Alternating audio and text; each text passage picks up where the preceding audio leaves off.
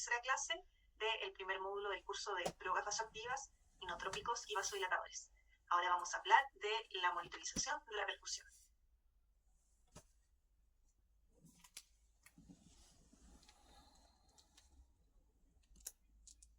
Bien.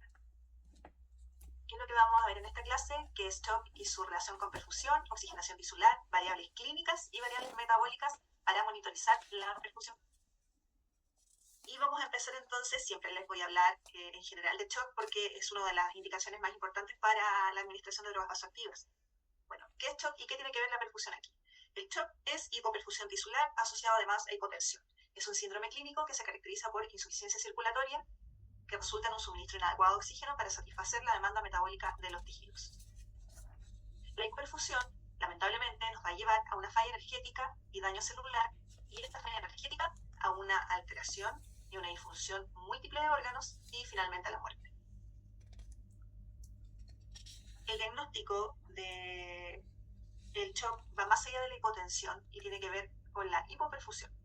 No un paciente necesariamente que esté hipotenso va a estar choqueado, pero si está hipotenso y además mal perfundido, podemos decir que sí está en shock. Y si vemos acá lo que dice shock séptico y shock cardiogénico, leemos las definiciones, hablan entonces de hipoperfusión. Y eso es lo que nos tiene que interesar. A eso es lo que no tenemos que llegar, porque el paciente esté mal fundido. Pero siempre hablamos de perfusión y hiperfusión, pero ¿qué es en realidad la perfusión? ¿Es presión, es flujo, es coloración, es infusión?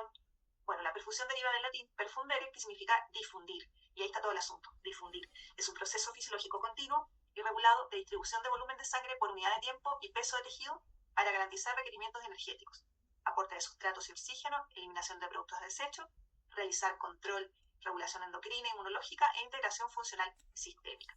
Entonces es la perfusión, la difusión de oxígeno y nutrientes entre los vasos sanguíneos, los capilares y la mitocondria. Como vemos acá entonces, perfusión no va a ser igual a flujo, a pesar de que lo que nos interesa es el flujo para tener una adecuada perfusión. Cuando hablamos de perfusión hablamos de suficiencia para suplir las demandas de un territorio tisular particular. Por ejemplo, si yo corro la maratón, siempre doy ese ejemplo, si yo corro la maratón, mis músculos van a exigir que llegue más oxígeno a las células musculares para que poder correr, ¿ya? Al corazón también para poder bombear suficiente sangre, y quizás va a disminuir la perfusión a nivel intestinal porque no me interesa en ese momento hacer digestión. Y cuando hablamos de flujo, hablamos entonces de un movimiento de sangre que pasa por la microcirculación transportando oxígeno y retirando sus productos metabólicos de la respiración celular. Por eso es que nos va a importar que el paciente tenga una adecuada presión, un adecuado flujo, porque de acuerdo a eso va a tener una adecuada perfusión además. Y cuando hablamos de la perfusión también hablamos de la microcirculación. Recuerden que la microcirculación corresponde a los vasos sanguíneos, las arteriolas, las vénulas y los capilares, que es donde va a ser esencial porque ahí es donde se realiza el transporte. Estas funciones de transporte facilitan la entrega de oxígeno y nutrientes, la eliminación de desechos y la llegada de células inmunitarias, hormonas y también el efecto de los fármacos que se van a administrar. Y hay una regulación local, como les decía, que asegura un flujo sanguíneo eficiente y una densidad capilar según las necesidades del órgano. El objetivo principal entonces de cuando nosotros reanimamos es conseguir una adecuada oxigenación tisular. Y el objetivo principal de nuestro cuerpo, de nuestro organismo, es proveer oxígeno a la mitocondria. Y aquí vamos a hablar de algunos conceptos que puede que para algunos sean nuevos, como el DO2, o distribución de oxígeno, o entrega de oxígeno, o delivery de oxígeno, lo pueden encontrar de diferentes formas. ¿Y qué es? Es la cantidad de oxígeno suministrado al organismo desde los pulmones, la cantidad de oxígeno que está disponible en los tejidos y que puede ser extraído por ellos. ¿Por qué es importante esto de la extracción? Porque puede que haya oxígeno circulando en mi organismo, pero si las células no extraen ese oxígeno, no lo toman, no se alimentan de ese oxígeno, tampoco va a ser suficiente. No solo necesito que haya, sino necesito que se ocupe, ¿bien? Y el DO2 se puede calcular porque es el producto del contenido arterial de oxígeno por el gasto cardíaco. El gasto cardíaco ya sabemos cómo se calcula, volumen sistólico por frecuencia cardíaca, ¿cierto? Y acá podemos ver el contenido arterial de oxígeno. El contenido arterial de oxígeno entonces depende fundamentalmente de la concentración de hemoglobina y de su saturación, porque podemos calcularlo también. Entonces vemos el nivel de hemoglobina que tiene el paciente por su saturación de oxígeno por 1,34. ¿Y por qué por 1,34? Porque la hemoglobina es el principal transportador de oxígeno en sangre y cada gramo de hemoglobina va a transportar 1,34 ml de oxígeno. Esa es la importancia. Acuérdense, como veíamos en una clase anterior, que la hemoglobina vendría siendo los carritos del tren y que van a transportar el carbón, en este caso, que el carbón vendría siendo el oxígeno. Y a esto se le suma la PO2 por 0,0031. Entonces, si hacen esa multiplicación es casi despreciable. Por eso el contenido arterial de oxígeno depende fundamentalmente de la hemoglobina y de su saturación. Y acá vamos a ver un gráfico que les va a explicar de mejor manera el tema del metabolismo celular. En este gráfico, entonces, de izquierda a derecha, veámoslo de izquierda a derecha, vemos la relación del transporte de oxígeno o de O2 que se visualiza por el punto azul, este que está aquí grande, y el consumo de oxígeno o VO2 en el eje X. Observamos que en la fase inicial del shock el transporte va disminuyendo progresivamente, bien, como ven aquí, o sea, empezamos a ver nuestra pelotita, pero el consumo se mantiene sin cambios.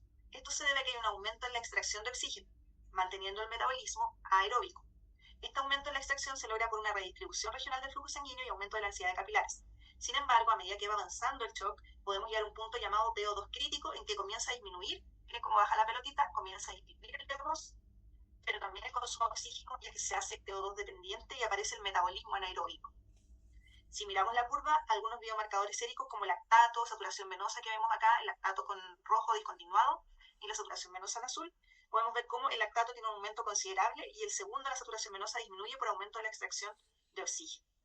Y el VO2 va a variar con el metabolismo celular, que se va a ver afectado por muchos factores como la temperatura, el efecto de la hormona tiroidea, si el paciente tiene dolor, si está sedado, si está en ejercicio. Por lo tanto, igual es difícil predecir cuál sería el nivel adecuado del consumo de oxígeno para un paciente determinado en un momento dado y sobre todo cuando está enfermo. La evaluación de esta relación de O2-VO2 es complicada en pacientes críticos y requiere manipular estas variables. ¿Qué variables, como les decía? El VO2, la hemoglobina, la saturación, el gasto cardíaco, la frecuencia cardíaca, la precarga, la poscarga, y el VO2, que es el consumo de oxígeno. Por ejemplo, podemos disminuir el consumo de oxígeno sedando a un paciente, conectando la ventilación mecánica para que no tenga ese esfuerzo respiratorio. Entonces, hay hartas variables. En general, hoy en día no andamos calculando el VO2 y el VO2. Ya no andamos haciendo ese cálculo. ¿Por qué? Porque la relación normal es 5:2. ¿Ya? Hay más oxígeno disponible de lo que se consume. Pero no, si bien no andamos calculando el VO2, podemos ver cómo está este equilibrio en base a los signos clínicos y metabólicos del paciente. Entonces, si hay alteraciones, podemos pensar, claro, o hay una disminución en la entrega o hay un aumento en el consumo de oxígeno, pero algo está pasando. ¿Y cuáles van a ser los signos y síntomas de shock? Tenemos por un lado alteración de biomarcadores metabólicos como alteración del lactato, alteración de la saturación venosa y del delta CO2. Cambios macrohemodinámicos como lo que vamos a ver generalmente, hipotensión y taquicardia, y alteración de signos clínicos como alteración del estado mental, livideces que vemos acá, anuria, piel fría y N capilar aumentado. Entonces, para empezar vamos a ver indicadores clínicos para monitorizar la perfusión, como vemos acá en este esquema que es súper gráfico, y como ustedes ven aquí, indicadores clínicos, no hay nada que ustedes no puedan ver en general sin estar al lado del paciente. Y hay muchos indicadores que no necesitan de laboratorio, de un monitor, sino que necesitan de que nosotros estemos ahí al lado de la cama del paciente evaluando. Entonces, monitoreo clínico de la perfusión, evaluamos estado mental para evaluar cómo está el cerebro, el débito urinario, evaluamos el riñón, y la perfusión cutánea, evaluamos la piel. En cuanto al estado mental, en el curso de la falla circulatoria hay cambios en el estado mental que van a ocurrir prematuramente. Hay diversos signos que podemos observar como indiferencia, inatención, desorientación, inquietud, agitación, pero uno igual lo pudiese confundir con delirio.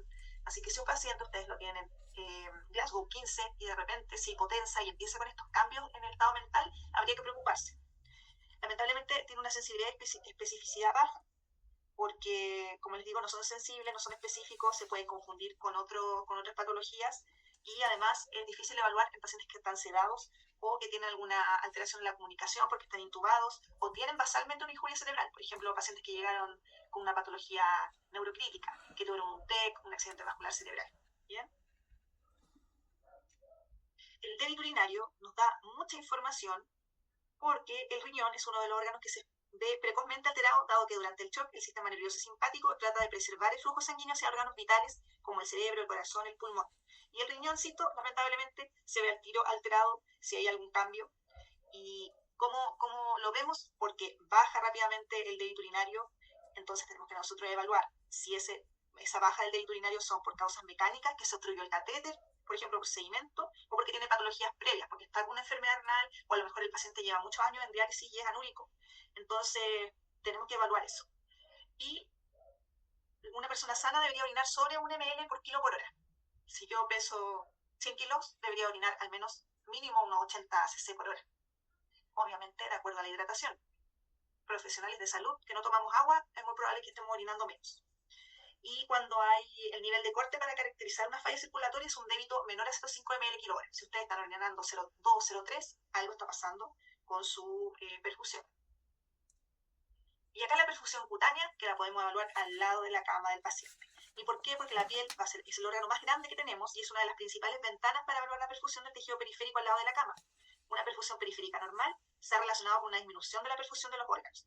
Por esta razón nosotros la conocemos como la ventana de la microcirculación, ya que el tejido periférico es el primer lecho de tejido que se sacrifica en caso de shock y el último en ser reperfundido en reanimación. Es decir, a una mínima, al tiro empieza el estado de shock y lo primero que se va a ver afectado, porque es como decir que al organismo no le interesa que llegue flujo a la piel, sino que llegue el flujo al corazón, al cerebro, al pulmón. Entonces, donde más rápido vamos a ver esta alteración va a ser en la perfusión cutánea. ¿Y cómo? Vamos a tocar al paciente y va a estar frío, vamos a hacerle llene capilar y va a estar enlentecido, y vamos a ver la coloración y va a estar violácea, cianótica, con piel moteada. Vamos a ver acá que hay evidencia contundente que respalda el papel de la evaluación de la perfusión periférica como señal de advertencia y pronóstico en una variedad de condiciones clínicas entre pacientes gravemente enfermos. El primero entonces es el famoso llene capilar, que toda la vida nos lo han enseñado mal, encuentro yo, porque a mí nunca me lo enseñaron, pero como que lo aprendí, pero nunca me lo enseñaron de manera formal.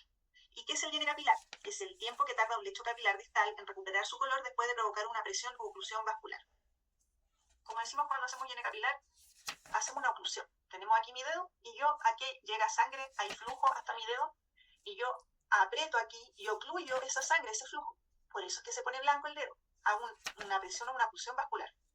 Y después dejo de ejercer presión, va a volver la coloración porque va a desocluirse esa oclusión y voy a ver entonces cómo se redistribuye el flujo sanguíneo. Bien, por eso se llama llene capilar. Pero ¿cómo lo vamos a medir? A mí me acuerdo que yo cuando empecé, era estudiante y empecé a trabajar, lo medía apretando aquí el lecho, la uña, lo apretaba un ratito así, 3 segundos y contaba. Así que esperaba que se pusiera blanco y empezaba a contar. Pero vamos a ver que hay una forma exacta o definitiva de cómo evaluar. Y si bien es algo nuevo que se está hablando hoy en día de la perfusión, el llene capilar, si ustedes miran este cuadro de resumen, de la década del 40 ya se estaba hablando de la importancia de evaluar el llene capilar en pacientes con shock. Y hay muchos estudios hasta llegar al año 2019, un estudio chileno, el Andrómeda Shock, que es muy importante y que finalmente logró posicionar al llene capilar como un indicador de enfermedad, de pronóstico y que es importante para evaluar a pacientes con shock. Importante y gratis. ¿Cuál es el método estandarizado entonces de interrogación del CRT? O sea, de cómo yo lo voy a evaluar. Acá podemos ver un video. En este video vemos entonces el método estandarizado para medir el llene capilar. Con un portaobjeto lo que hicieron es presionar sobre el lecho vascular en el dedo, en el pulpejo, se aplica una presión durante 10 segundos y después se libera esa presión. Por eso es un test de oclusión vascular. Luego de que se libera la presión, se empieza entonces a contar cuánto se demora en que vuelva a la coloración normal. Y ahí tenemos en un paciente, eso es más real, medimos un llene capilar en la UCI, lo mismo, presionamos sobre el pulpejo durante 10 segundos. No es necesario la uña, por ejemplo, pacientes que tengan tintura, no es necesario. Y ahí vemos cuánto se demora. Si se dan cuenta, se demoró bastante este paciente en tener una coloración parecida a la que tiene en el otro dedo. En este estudio que vemos acá, en Chile en el año 2012, por Hernández, un grupo de investigadores liderados por él comienzan a valorar la perfusión periférica versus otros parámetros metabólicos de hipoperfusión en la reanimación del shock séptico, como vemos ahí lactato, saturación venosa, delta CO2, CRT. Y en este estudio se evaluó pacientes en shock séptico y diversos indicadores a las 0 horas, cuando ingresaron, a las 2 horas, a las 6 horas y a las 24 horas de reanimación. Observen que la piel, es decir, el llene capilar, miren aquí, responde de forma más rápida a la reanimación. ¿Ya? Aquí lo que dice es cuando el paciente vuelve a los rangos normales. Y porcentaje de pacientes que vuelven a los rangos normales. Si ven, es mucho más rápido el llene capilar. ¿Ya? Muchos más pacientes volvieron rápido a tener un valor normal. En comparación con otros marcadores, entonces, y en una cohorte de sobrevivientes de shock séptico, el CRT fue el parámetro a normalizarse a las 2 horas, mientras a las 6 horas solo un 52% de los pacientes normalizó lactato. ¿Por qué se compara siempre con lactato? Porque es uno de los biomarcadores como más importantes que se ha visto en los últimos años.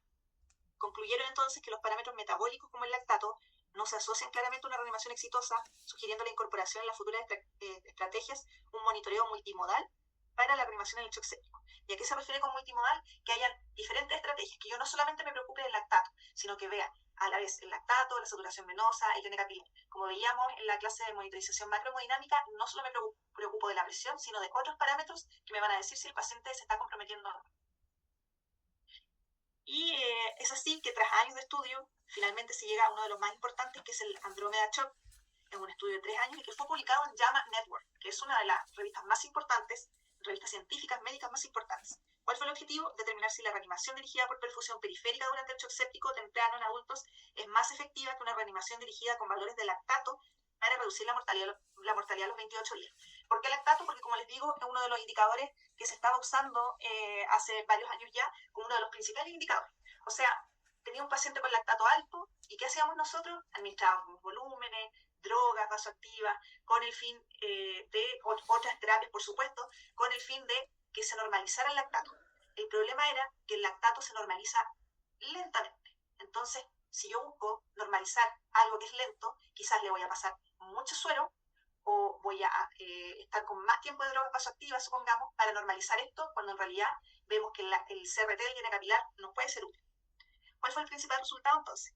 La reanimación dirigida a la perfusión se asoció con menos disfunción orgánica a las 72 horas, porque, como les decía, el lactato se normaliza más lento, se administran más cargas de volumen, generando daño tisular por congestión. Se le pasa tanto suero al paciente que finalmente se congestiona, y no solo el pulmón, sino que también el cerebro, los intestinos, el corazón, etc. Y en cuanto a la mortalidad a los 28 días, 74% en el grupo en que se evaluó la perfusión, el DN capilar, versus 92% en el grupo de lactato, sin diferencia estadísticamente significativa, pero posteriormente se hizo un análisis bayesiano que mostró que esta diferencia sí lo era, sí era significativa, así que sí nos servía evaluar el lactato. Y fue tanto, o sea, el CRT, y fue tanto así que incluso se incorporó la evaluación del DN capilar en las recomendaciones de reanimación inicial de la campaña sobreviviendo a la sepsis del año 2021. Si bien con evidencia baja, porque no se han hecho tantas investigaciones, pero es un puntapié inicial y puede ayudar a aquellos centros que no cuentan con medición de lactato. Nosotros en Higueras, no recuerdo muy bien, pero yo creo que llevaremos unos 8 años evaluando lactato, pero antes no lo teníamos. Teníamos que mandar quizás lactato al hospital regional. Y entonces hay muchos hospitales que todavía tienen esa condición. Entonces, si no tienen lactato, evalúen DN capilar. Esa es algo que les puedo decir. Consideraciones importantes. El nivel de drogas vasoactivas y la hiperadrenergia de los pacientes sometidos a evaluación no alteran las mediciones. La temperatura ha sido un tema de debate, pues el DN capilar puede disminuir en alrededor de 1,2% por cada grado de aumento de la temperatura ambiente. O sea que si hay más calor, tengo mejor DN capilar. Sin embargo, en todos estos escenarios, salvo hipotermia moderada severa, el DN capilar sigue siendo un parámetro seguro y reproducible. Otro problema es la subjetividad, porque puede que yo no lo mida adecuadamente y cuando dejo de hacer presión, lo mida mentalmente y diga que es 3 segundos, pero si lo midiera con cronómetro, diría que en realidad es 4 segundos. ¿Ya? Otro parámetro es el mottling score, o la piel moteada. Si vemos las imágenes, podríamos confundir y pensar, el paciente quizás puede estar en un estado de coagulación intravascular diseminada y no solamente mal perfundido. Y una de las formas de diferenciar, estas son imágenes reales, es aplicar presión sobre las zonas moteadas. Si esta zona moteada es por hipoperfusión, se blanquea al presionar, pero si no es por hipoperfusión, es por coagulación, se va a mantener esa zona roja, violácea, oscura. Y el capilar, entonces, el moteado, coloración oscura, es un signo clínico fácil de evaluar y se va a definir como decoloración irregular de la piel que generalmente comienza alrededor de las rodillas. Y se ve una vasoconstricción heterogénea de pequeños vasos mostrando hipoperfusión. Hace 40 años se empezó a hablar de este tema. Vic Dupont y compañía describieron patrones clínicos de pacientes con shock séptico y observaron que había manchas frecuentes en la rodilla, lo que uno ha conocido siempre de, tiene livideces el paciente, está grave, se va a morir, tiene livideces, ¿ya? Y el grupo de Outfela inició los estudios más interesantes o más importantes categorizando las áreas de moteado como vemos en la imagen. Entonces el DN capilar va de 1, o sea, el mottling score va de 1 a 5. 1, cuando la lividez es solo en la rodilla. 2, cuando no excede el tamaño de la rótula. ¿Ya? 3, 3 cuando excede los márgenes de la rodilla, como vemos acá, 4 cuando no excede el pliegue de la ingle, y 5 cuando excede incluso el pliegue de la ingle a nivel femoral. Cuando hay un Mottling score de 5, la mortalidad en los pacientes es mayor a 80%, incluso después de haber sido reanimados. Y podemos ver acá, en este estudio del año 2011 de Ofela, se dio puntaje a la extensión de la hipoperfusión y se correlacionó con mortalidad en paciente crítico. Se asoció a sobrevida y también a otros parámetros, como vemos aquí, como el débito urinario, el nivel de lactato arterial, el índice cardíaco y el SOFA, que es un indicador de disfunción orgánica. Se observó que mayor hipoperfusión, es decir, Mottling de 4 o 5, miren acá, se correlaciona con menor débito urinario, con mayores niveles de lactato y con mayor difusión orgánica con un puntaje SOFA más elevado, aunque sí no hubo correlación significativa con el índice cardíaco. Y en este gráfico, vemos acá, pueden ver la mortalidad a 14 días y podemos ver también que cuando hay un Mottling score mayor a 2, la mortalidad es mucho mayor. Miren acá, mayor a 2, la mortalidad se dispara sobre el 50% a los 14 días. También tenemos otros marcadores como el índice de perfusión periférica, que lo podemos tomar con un saturómetro. No todos los monitores lo incluyen, pero viene incorporado en la monitorización de la saturación. Su valor de 0,02 a 20% es una medición indirecta de la perfusión periférica, se ve afectado por factores locales y sistémicos y hay estudios que lo asocian incluso a mortalidad. Acá podemos ver entonces cómo podemos evaluar el índice de perfusión periférica. Tenemos el electrocardiograma, la respiración, la línea arterial y la saturación. Está saturando 90 y tiene una buena curva. Si nos fijamos entonces, ese es un índice de perfusión de 8.78. Ahí tendríamos que entrar a ver nosotros en los monitores cuál es el valor normal que nos indica el monitor, porque puede estar expresado en porcentaje, en fracción, etc. Y incluso hay estudios que muestran que predice mortalidad NUSI con una precisión similar a los niveles de lactato en pacientes críticos. El índice de perfusión es significativamente menor en pacientes con una alteración de la perfusión periférica. ¿Ya? Ahora vamos a pasar a las variables metabólicas. Ya vimos las variables clínicas que podemos observar. Vamos a hablar del lactato. El tan mal hablado lactato. El lactato es producto del metabolismo anaeróbico, es un marcador de hipoxia tisular, nos da una perspectiva sobre la severidad del shock, es un predictor de mortalidad y uno de los principales aclaradores de lactato es en el hígado. El lactato es un fuelle metabólico fundamental en el estrés y las fuentes de generación de lactato en el paciente crítico van a ser múltiples.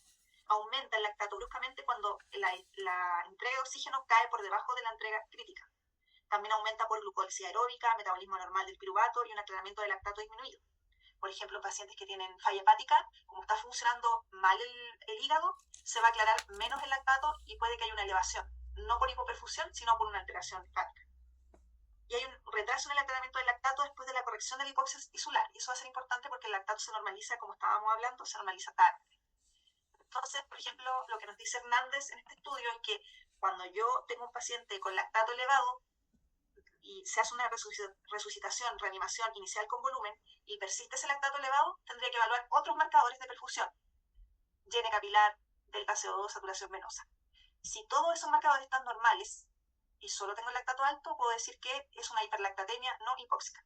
Y ahí tendría que estar evaluando otras alteraciones. Está inflamado, está con disfunción hepática, está con un estado de hiperadrenergia que aumenta el lactato, o qué está sucediendo con la microcirculación. Y si hay, aparte del lactato, uno o más alterados, por ejemplo, DN capilar aumentado, alteración del delta CO2, puedo decir que la hiperlactatemia es por hipoxia. Y ahí tendría que entrar a evaluar la entrega y el consumo de oxígeno.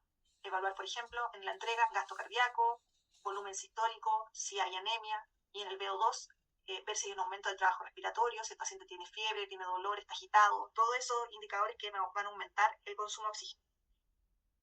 Entonces, es importante que no lo usemos como un objetivo en sí, sino en contexto de otros marcadores de perfusión.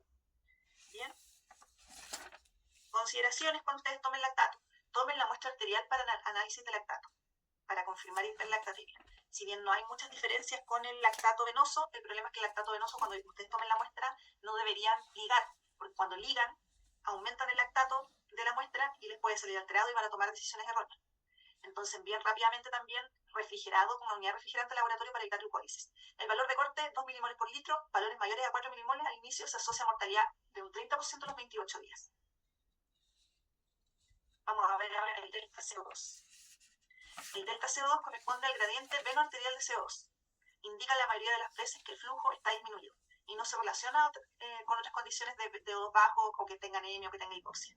¿Cómo lo calculan? Ustedes le toman gases arteriales y le toman gases venosos del catéter venoso central o de un catéter de arteria pulmonar, lo restan y el valor les debería dar normal menor a 6 milímetros de mercurio.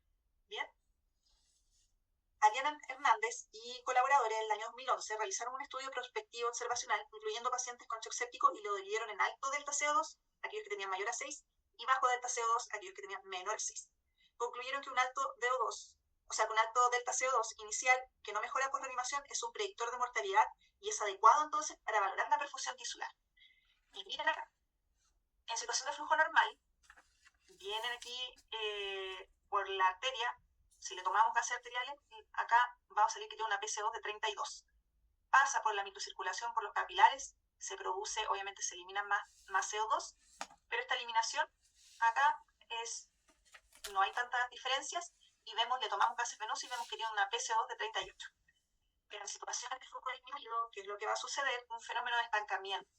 Miren acá, si le tomo gases, lo mismo, 32, pero como disminuyó el flujo, hay mayor como espacio para que se produzca CO2 y cuando le tomo los gases venosos, tengo 46. Miren, porque se estanca, se empieza a producir más. Y hay un fenómeno, como les digo, de estancamiento. La persistencia de un delta CO2 alto durante la reanimación temprana del shock séptico se asoció con una disfunción multiorgánica más grave y peores resultados en el día 28. Aunque los mecanismos que aumentan el gradiente durante el shock séptico no se conocen suficientemente, el delta CO2 puede identificar un alto riesgo de muerte en pacientes aparentemente reanimados. Este estudio de Ospina Tascón, que ha evaluado un médico latinoamericano, que ha evaluado mucho el delta CO2, evaluó la sobrevivencia de 4 grupos de pacientes con reanimación temprana en shock séptico. Clasificó estos grupos como, miren acá, los sobrevivientes, acá están los días, y los clasificó como HH, los que tenían un delta CO2 alta al ingreso y alta a las 6 horas luego de reanimarse, LH, LHL, LL. No voy a hablar más para no dar más detalles, ustedes lo pueden ver con mayor tranquilidad después. Pero miren los sobrevivientes que tenían un delta CO2 alta al ingreso y que se mantenía alta a las 6 horas. Miren la sobrevivencia, era significativamente menor. Así que, ¿es un marcador pronóstico? Sí.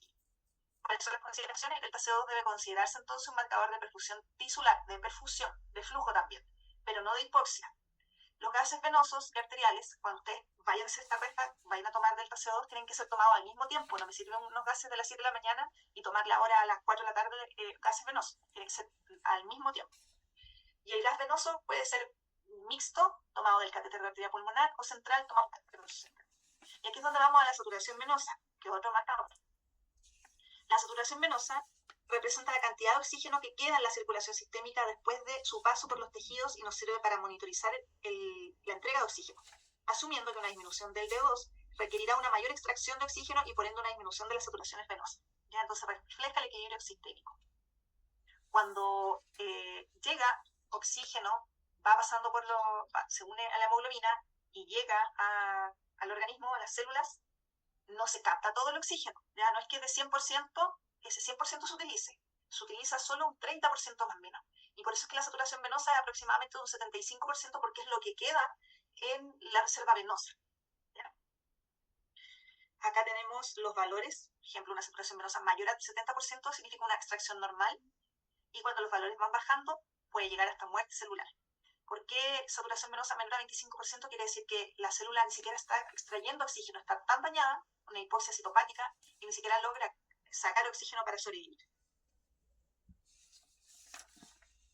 Entonces, acá, en un catéter venoso central, ustedes la toman del lumen distal. Y en un catéter venoso, en un catéter arteria pulmonar, ustedes la toman del lumen distal también, ¿ya? Y eso es la saturación venosa mixta. ¿Por qué saturación venosa? ¿Cuál será mejor? Más fidedigna la saturación venosa mixta, porque si ustedes ven acá, la que toman aquí es la que viene de la vena cava superior. O sea, todo lo que la reserva venosa a nivel superior, brazo, cerebro. Pero cuando la saturación venosa mixta ya también nos muestra, como está acá, se toma aquí, nos muestra lo que pasó por la vena cava inferior, o sea, todo el tronco inferior del paciente, lo que pasó, todo llega acá. Entonces este es más, por así decirlo, más global. En sus consideraciones también extraer muestras de gases venosos y gases arteriales al mismo tiempo para hacer una valoración adecuada. conozcan el valor de FiO2 y la muestra tomada a nivel periférico no tiene ninguna utilidad en shock. Si van a tomarle muestra de gases venosos del antebrazo, eso no les sirve. ¿Y cómo encaja entonces la presión arterial y las drogas vasoactivas en todo este ballet, en todo este baile?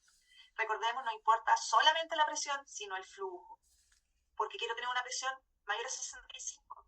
Cuando tengo una presión entre 65 y 110 más o menos, hay una autorregulación del flujo. Si, por ejemplo, hay mayor presión,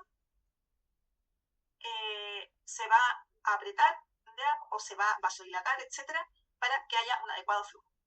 Que cuando baja la presión 65 se vuelve dependiente el flujo de esa presión y puede llevar a metabolismo anaeróbico y finalmente a maxilar. Y como veíamos en algunos pacientes hipertensos puede que hayan algunos cambios y que la presión arterial media tenga que estar un poco más elevada, quizás 70 o 80 milímetros de mercurio para que haya una adecuada perfusión. Y la perfusión, como vemos aquí, lo es todo. Como vemos acá vemos SOFA, que es el indicador de disfunción orgánica, cuando está menor a 10 y mayor a 10. Obviamente un paciente con SOFA mayor a 10 está más grave. Y también podemos ver la dosis de noradrenalina, de drogas vasoactivas, cuando está menor a 0,75 y mayor a 0,75. Un paciente que tiene mayor SOFA, mayor disfunciones orgánicas y además requiere altas drogas vasoactivas, miren cómo se dispara la mortalidad en relación a otros pacientes.